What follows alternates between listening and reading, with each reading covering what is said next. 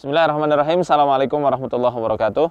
Alhamdulillahirabbil alamin, hamdan katsiran thayyiban mubarakan fihi, asyhadu an la ilaha illallah wahdahu la syarikalah wa asyhadu anna Muhammadan abduhu wa rasuluhu la nabiyya ba'dah. Allahumma shalli ala nabiyyina Muhammadin wa ala alihi wa sahbihi ajmain. Teman-teman, sobat MF Official yang semoga senantiasa dalam lindungan Allah Ta'ala. Pada perjalanan kali ini, kisah kita ada di tempat yang lumayan dingin, di Dieng, Jawa Tengah. Ya, sekarang bersama kita ada narasumber yang istimewa. Beliau adalah Ibu Dani, ya, yang insya Allah nanti akan sharing pengalaman beliau yang insya Allah sangat banyak faidahnya dan bisa kita ambil ibroh dari pengalaman-pengalaman hidup beliau. Kita sapa dulu Ibu Dani ya. Assalamualaikum Ibu. Waalaikumsalam warahmatullahi wabarakatuh. Gimana kabar? Alhamdulillah. Hai. Boleh diceritakan gimana pengalaman pertama kali Ibu diganggu sama makhluk halus itu, sama jin ya? Ya awalnya memang nggak tahu, cuman apa namanya, ya ada hal-hal yang aneh, rasanya nggak nyambung gitu. Yang aneh apa itu? Ya dulu kecurigaan itu mulai ketika awal saya menikah, itu dikenalkan dengan seorang eyang, katanya eyang gitu. Tapi kok kemudian suami itu menjadi beda gitu, rasanya langsung beda saat itu juga gitu. Eyang itu siapa? Eyang itu ternyata belakangan saya ketahui bahwa beliaunya itu paranormal. Oh, paranormal ya. Okay. Nah itu Ibu bisa tahu beliau paranormal bagaimana awal mulanya? Awal mulanya itu dia kan bilangnya ada eyangnya gitu. Saya kira memang eyangnya. Kemudian begitu apa namanya, setelah menikah dibawa ke rumahnya, kemudian di situ saya merasa agak enggak nyaman di rumahnya karena rumahnya kok kayak pendopo seperti itu, lain dengan rumah-rumah orang kebanyakan. Kemudian kok perkataannya langsung mengatakan bahwa dia itu sebenarnya tidak setuju dengan pernikahan ini karena istilahnya dia tidak dianggap gitu, nggak apa namanya, Dimintakan izin itu ya? Terutama karena tanggalnya itu dan sebagainya. Oh iya. Kemudian dia mengatakan sendiri, saya ini bukan dukun, tapi saya itu paranormal. Dia mengatakan seperti itu. Dia mengatakan sendiri, kemudian itu udah yang kesekian kalinya saya dibawa ke situ. Karena dulu suami dianggap cucu gitu sama itu orang itu. Kan permasalahannya itu ada pada ketidaksetujuannya karena pertama mungkin tidak dimintain restu sama masalah tanggal yang tidak cocok gitu ya? Ya kemungkinan dia kan tersinggung. Dia jelas mengatakan bahwa sebenarnya saya tersinggung karena ternyata dari cerita-ceritanya itu dari dulu dia sudah dekat dengan eyangnya itu. Kemudian kalau mau menikah selalu konsul ke eyangnya, tetapi eyangnya selalu ini tidak cocok, ini tidak cocok, ini tidak cocok, dan seterusnya sampai akhirnya bertahun-tahun putus hubungan, artinya nggak komunikasi. Kemudian tiba-tiba ketemu dengan saya, langsung cocok, langsung menikah. Ketika mau membuat undangan teringat, nah dia kasih undangan sudah jadi gitu. Nah begitu tahu lah dia tersinggung, pokoknya ini bakal tidak jadi, bakal akan pisah seperti itu, dan ngeyel mau ngeruat gitu. Kalau boleh tahu Ibu dulu nikah tanggal berapa sih? Kok sampai dikatakan itu tanggal yang sial? Saya dulu nikah tahun 2007 tanggal 17 kayaknya ya, kalau nggak salah 17 Juni. Ya. Waktu itu nggak nggak ngitung hari apa gitu ya, cuma sempatnya pas kapan semua keluarga bisa gitu aja. Jadi permasalahan seperti ibu ini, Ibu Dani ya, sebenarnya banyak sekali terjadi khususnya di tanah Jawa secara umum ya. Bahwasanya ada beberapa weton-weton yang kalau menikah ya katanya weton ini kalau ketemu sama weton itu bakal tidak jadi. Atau kalau nikah di tanggal ini, di hari ini, di bulan ini maka bakal tidak jadi. Maka mungkin di sini mesti kita luruskan ya.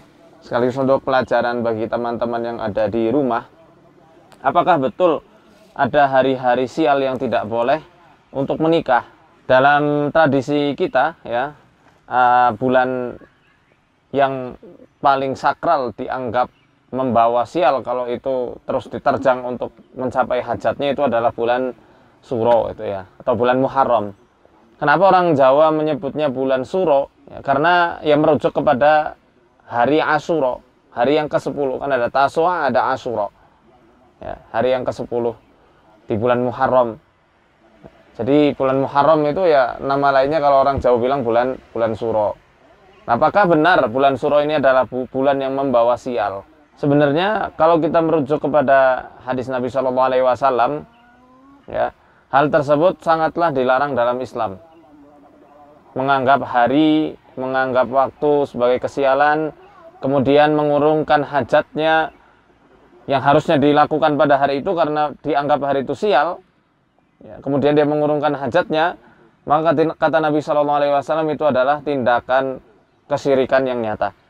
Dalam hadis yang diriwayatkan oleh Imam Ahmad dalam musnadnya, man radat at-tiratu ya an hajatihi faqad asyraka.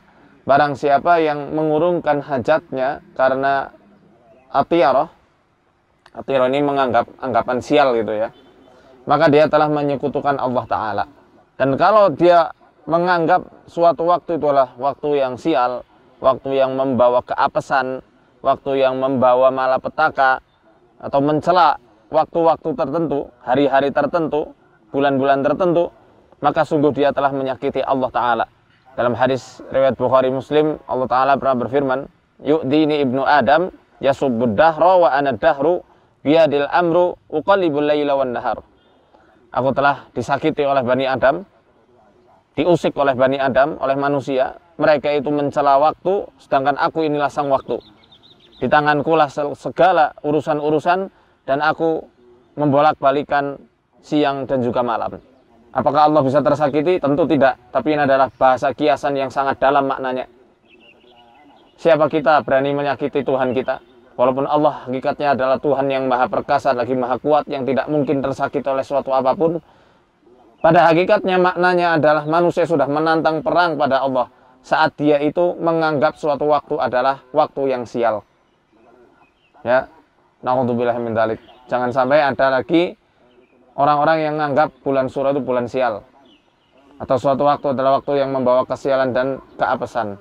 Ya, kita lanjut dulu ya kisah pengalaman dari Ibu Dani.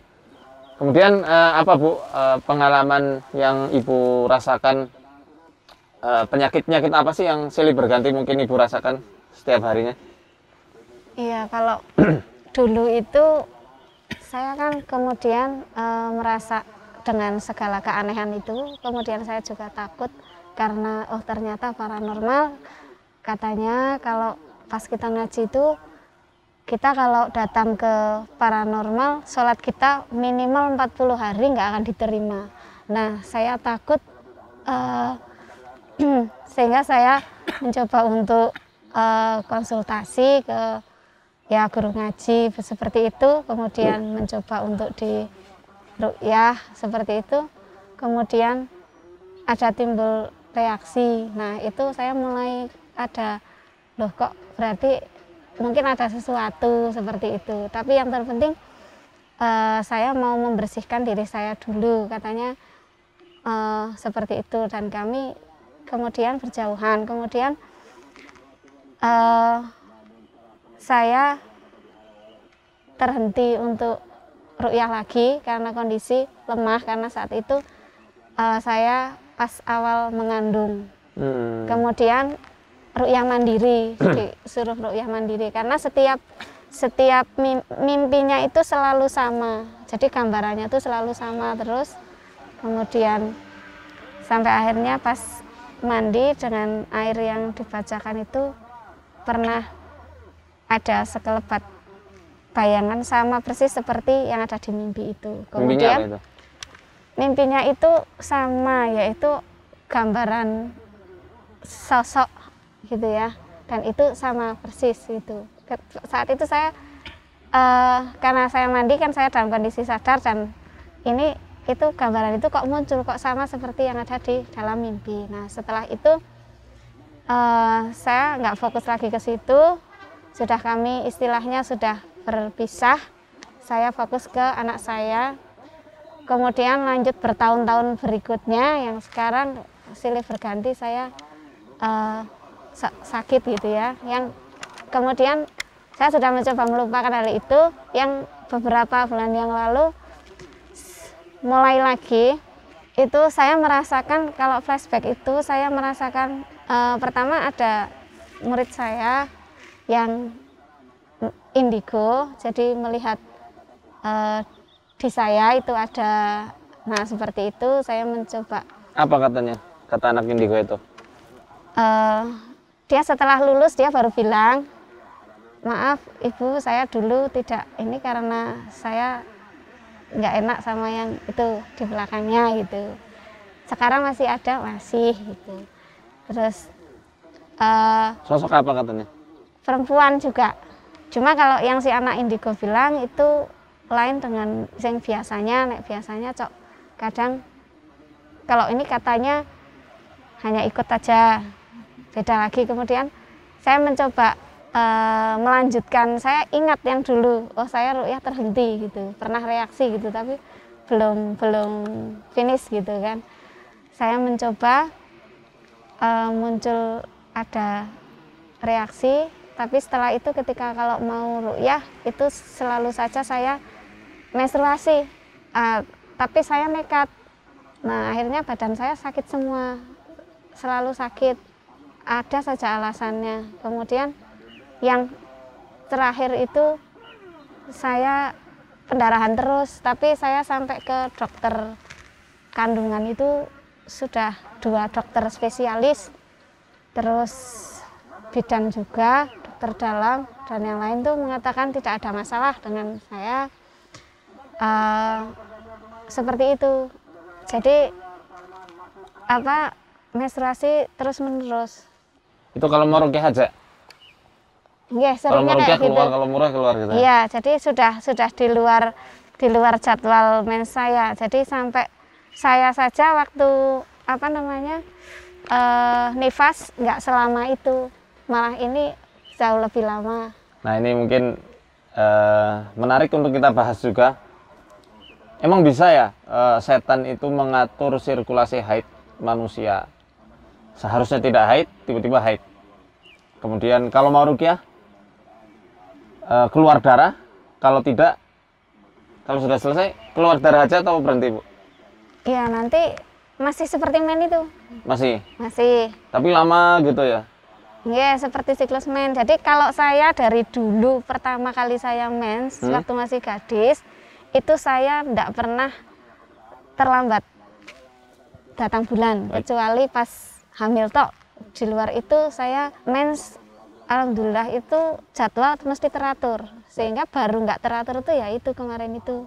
Jadi pernah ada hadis ya yang diriwayatkan oleh Hamnah binti Jahash radhiyallahu anha.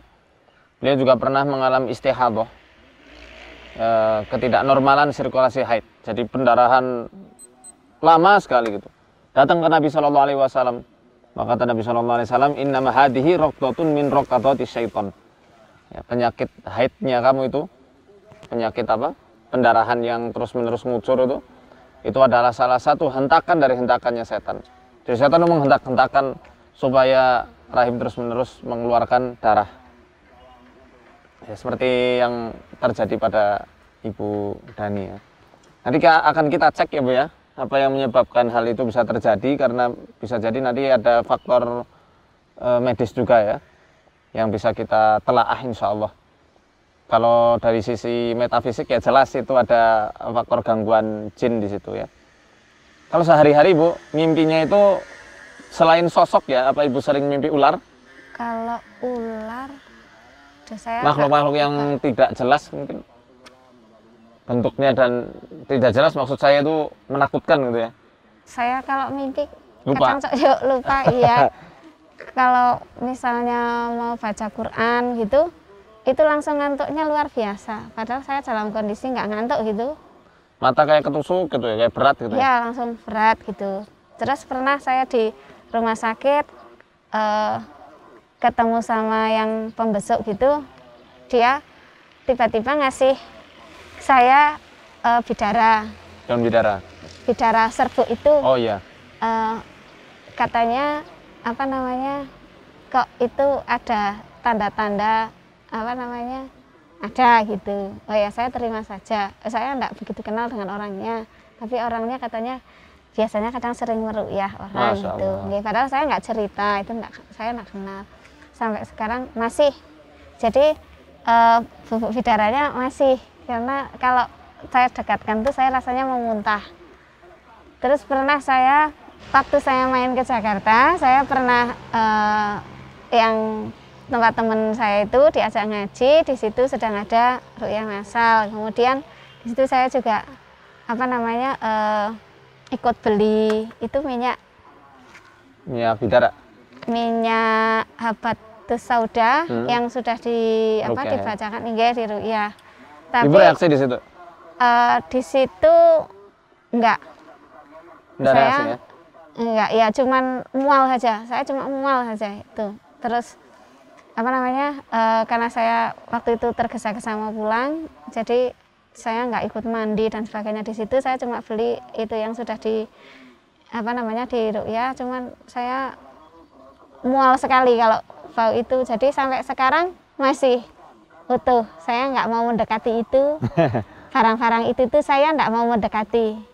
Terus kalau ada Al-Quran mau baca itu lama-kelamaan kayak nyelimur gitu loh. Jadi saya jadi terganggunya itu.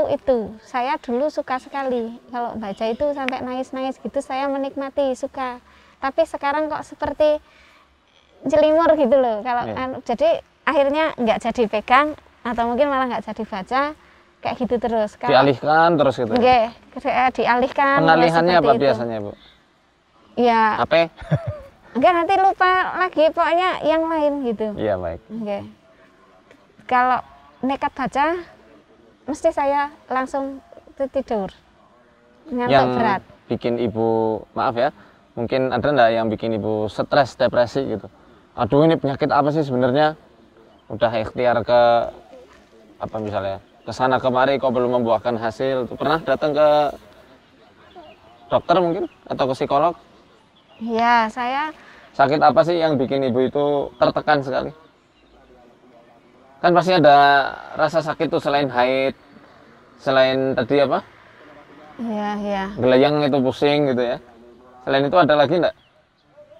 Iya, saya gampang capek. Gampang capek. Nggih, gampang capek. Ya, kalau yang belakangan ini saya dadanya jadi kayak sakit gitu. Karena sampai punggung belakang ini. Baik. Nusuk banget. Sampai sekarang ini masih gitu. Cuman kemarin sampai saya minta periksa, pokoknya saya periksa ini kok saya kayak gini. Oh, itu paling asam lambung gitu. Terus yang itu katanya tipes. Ya, saya cek memang tipes. Setelah itu, tapi setelah sembuh, tapi rasanya tuh masih di dada ini. Saya mau minta dicek ronsen, barangkali apa saya TBC. Enggak, itu bukan TBC, paling lambungnya. Ya Allah, ya Rabbi. Itu saya ditolak sama dokternya, enggak boleh.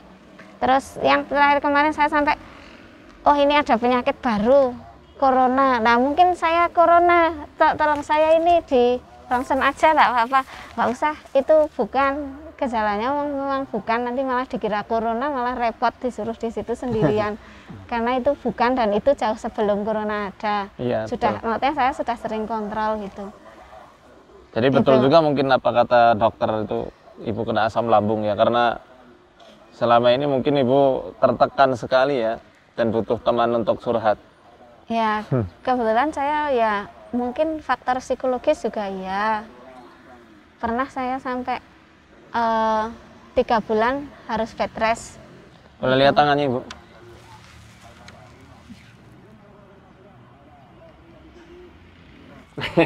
Ini sudah lama sih. Itu sebelum Ibu kenal sama Mbah itu yang katanya paranormal itu juga Sudah. ada itu dari terahnya ibunya Ibu, Ini jalur ya. keluarga. Tapi di Jinasab. keluarga nggak ada. Malah orang tua kadang tanya itu Bukan orang tua. Kadang yang namanya jenazah itu kan bukan dari orang tua saja, kadang dari ke atas ya, dari mbah, dari buyut, dari canggah, dari atasnya lagi. Iya, saya ingat pernah ke tempat mbah saya. Dari ibu atau bapak? Dari ibu. Oke. Itu saya semacam kayak tindian itu. Tapi Kapan tapi itu, maaf ini, biar nanti jelas alur ceritanya. Kapan ibu datang ke mbah? Apakah dari SMP sejak awal ibu balik, ibu sudah mengalami keadaan-keadaan yang aneh, keadaan-keadaan seperti anak-anak indigo bisa punya firasat yang peka, mimpi kemudian beberapa hari jadi kenyataan, bisa menebak ini orang baik, ini orang tidak baik, itu walaupun juga tanpa belajar ilmu psikologi. Mungkin. dari kecil. Ya itulah, itu yang saya maksud. Jadi kalau kita katakan ini hanya santet saja, saya rasa bukan hanya itu ya, bukan hanya faktor lemparan dari orang lain. Justru yang lebih harus kita fokuskan ini adalah gangguan jin nasab itu yang secara turun-temurun mengganggu ibu dan keluarga. Mungkin kalau ibu nanti bisa menelisik lebih lanjut, mungkin di keluarga ibu juga ada yang serupa seperti ibu, yang mungkin kemampuannya itu jauh lebih peka, bisa melihat hal-hal yang gaib, bisa melihat gimana keadaan masa lalu di suatu tempat atau suatu keadaan di masa depan di diri orang, diri individu seseorang ataupun masyarakat secara umum. Nah, ini kan termasuk ciri-ciri jin yang memang sudah turun-temurun tinggal di keluarga. Kalau yang dari kecil, Okay. itu enggak tahu, saya kayak ada bayangan apa, tapi saya udah lupa itu, tapi malah yang mengingatkan teman saya. Okay. Kata teman saya dulu itu suka gambar dan dikasih nama. Gambar itu tuh ada namanya. Saya malah yang agak lupa gitu. Kemudian usia remaja yang saya pernah itu, waktu saya ke tempat mbah itu, yang saya heran, waktu saya pikir saya kayak tindian itu, jadi saya kayak mau dibunuh orangnya itu perawakannya seperti orang Madura, seperti itu, kemudian berpakaian seperti itu, juga dia pakai belati, saya celurit kali ya? Enggak, yang kayak, jadi pakaiannya kayak Madura, tapi Hitam, dia nggak hitam bawa celurit, nggak celurit yang itu ya. Jadi kayak belati gitu. Jadi pakaian orang Banyumas kuno itu mirip orang Madura, Bu, hitam. Ya saya taunya kayak warnanya Madura. Ya Iya. kayak gitulah.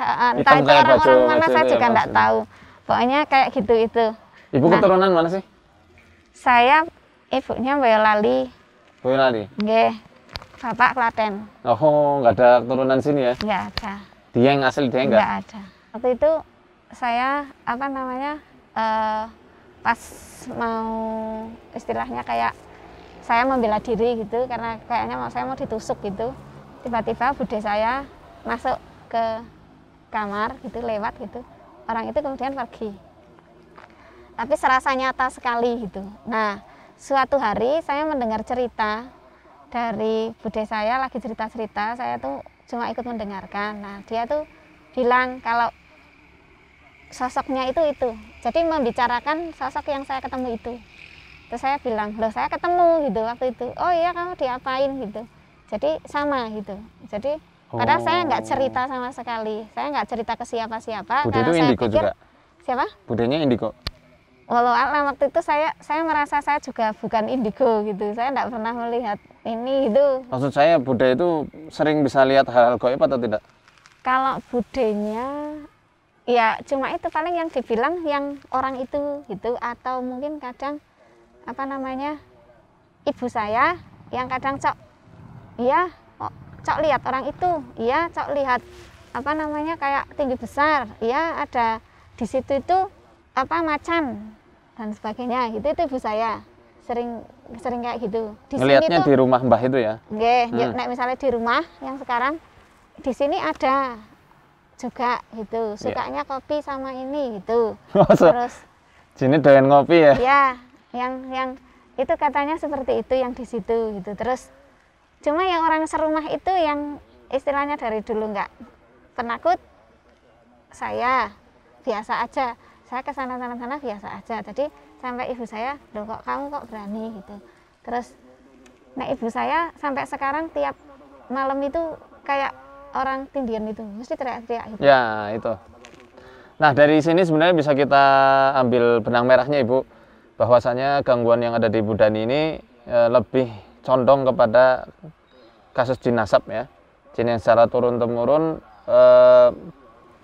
mengikuti jalur terahnya ibu, tapi dari jalur ibunya ibu, terahnya ibu. Ke atas tapi, bukan dari ibu aja, tapi dari ke atas, dari mbah, dari buyut, dari canggahnya, dari... Apa itu termasuk ketika mau meninggal dia tahu gitu? Ya, itu salah satunya. Itu katanya diceritani mbah buyut dulu, seperti itu. Mbah buyutnya ibu? Berarti mbah buyutnya saya, mbahnya ibu. Dia kan ditinggal, dia yatim, sehingga dia ikut sama kakeknya. Nah, kakeknya itu waktu dia usia 7 tahun mau berangkat sekolah, dia bilang, nanti kalau di jalan dengar pentong ini, nanti langsung pulang ya. Itu cuman nggak bilang, nah, tapi dia sudah mempersiapkan semuanya itu sendiri. Tuh, ternyata pas. Termasuk kain kafannya? Jam 7. Kayaknya iya, cuman kan waktu ibu saya kecil kan nggak tahu. Cuma yang dia ingat seperti itu. Jadi pas jam 7 memang langsung ada tong untuk yang meninggal. Innalillahi wa inna. Masya Allah, ini kisah yang unik ya. Bahwasanya gangguan jin itu kadang berusaha untuk menghilangkan fokus pengobatan.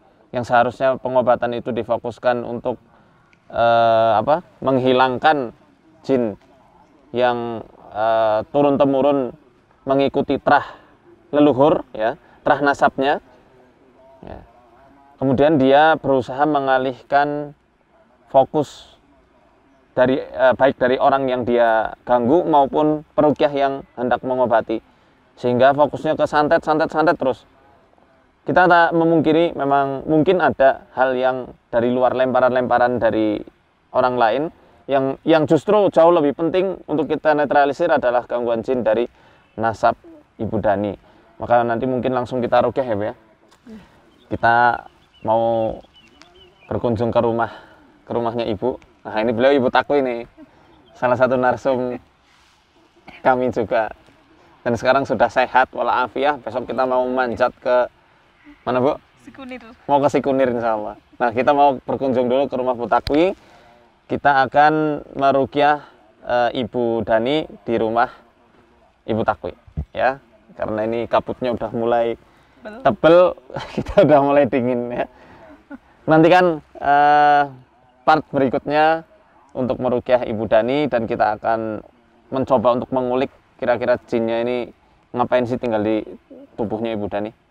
Ya, saksikan terus kisah kita di channel MFO. Assalamualaikum warahmatullahi wabarakatuh.